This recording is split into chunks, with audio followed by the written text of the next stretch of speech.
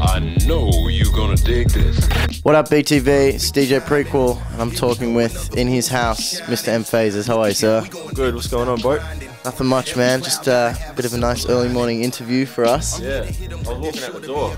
He was walking out the door. I thought it was tomorrow, because I'm an idiot. But yeah. It's all good. We're here now talking with M Phazes, your latest project, Phased Out. How did that come about? Why did you decide to pick the specific tracks that you did? It came about through a friend of mine, Matt, who runs Coal Mine Records, which is, you know, the label that put the record out. But he approached me with this idea to, I guess, take some of the back catalogue off the label and remix it, give it new life and everything. So, I mean, you know, we had a few tracks done already because I'd done some remixes for him in the past. But to add to that, you know, I just picked the songs I liked. He gave me a list of tracks. Yeah, you know, I'm happy with the songs I remixed, and it came out pretty good. So I think it's doing quite well. You're getting some nice reviews on iTunes and everything, and you got now, you know what is doing very well is something which I was fortunate enough to kind of see you work on, which was that the James Blake rework. Ah, yes. How did that come about? I just heard the song one day and I was like, shit, that sounds kind of cool. You know, I could probably flip that just with some of the chords that came in and the bass lines and all that, and it just, you know, hit me in the head to flip it. So I flipped it, and it came out kind of dope, and I put it on SoundCloud. But my man Taku over in Perth, shout out to Taku, he actually got it going viral. That was my next thing. It really went viral, and it's got like 21,000 so far. But that's crazy because, you know, all my other tracks on SoundCloud haven't got that many.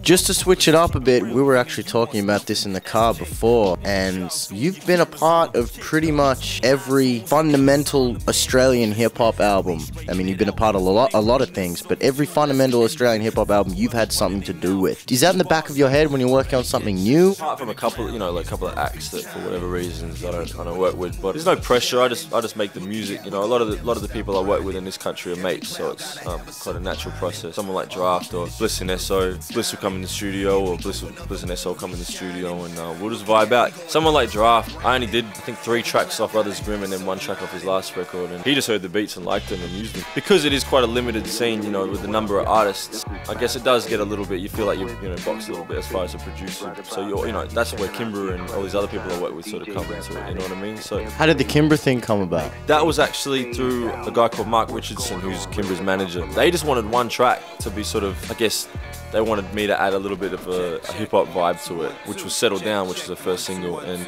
they liked what I did with that, and then we just ended up working on the whole record. Now, you've worked obviously with a lot of local artists in different genres and stuff, and, you know, for anyone that knows your music, you've done the international thing as well. I mean, looking at your, I guess, international resume, if you want to call it that, it's pretty impressive for anyone, let alone for us, you know, the Australian hip-hop public, I guess. For someone from Australia, it's like you're pretty much one of the first people that have really properly bridged that gap to the international market in terms of hip-hop producers. Where do you go from here? How did you get there? And, I mean, do you pinch yourself and go, you know, fuck, like, I'm working with Pharomonch, I'm working with this and that? Yeah, it's still a trip for me, you know what I mean? 'Cause I'm a fan of the music first, so these are artists that I grew up on, you know what I mean? How I got there, it was basically just being from the Gold Coast and being secluded from other artists. I sort of looked to the internet and forums, and as corny as that sounds, but that's how I sort of got feedback, and I guess people just sort of sourced me out from overseas, you know? And slowly you notice year after year you're working with a guy that's a little bit bigger or a little bit more well known, you know what I mean? So it went from, you know, like the homies Superstition, and, you know, and I still work with a lot of these artists that I was talking about, and Ken Starr, and then Royster 59 hit me up, and now I'm, you know, now messing with like David Banner and Pharomonch and Talib, and so it's just, you know, it's a slow process, but the progression, it gradually sort of gets you to a point where you are working with, you know, bigger names. Just to wrap it up, maybe what's coming out in the near future, or maybe something that you haven't spoken about before you could give us a little exclusive on, or some secret shit, or nothing too secret. I'm not, you know, I'm not one of those people, you know. He's got secrets, don't worry. What? He's a cooking of something up, don't worry. Yeah, you know, we're working on Illy's record. I'm in the studio with Pez for his new stuff, which is sounding incredible.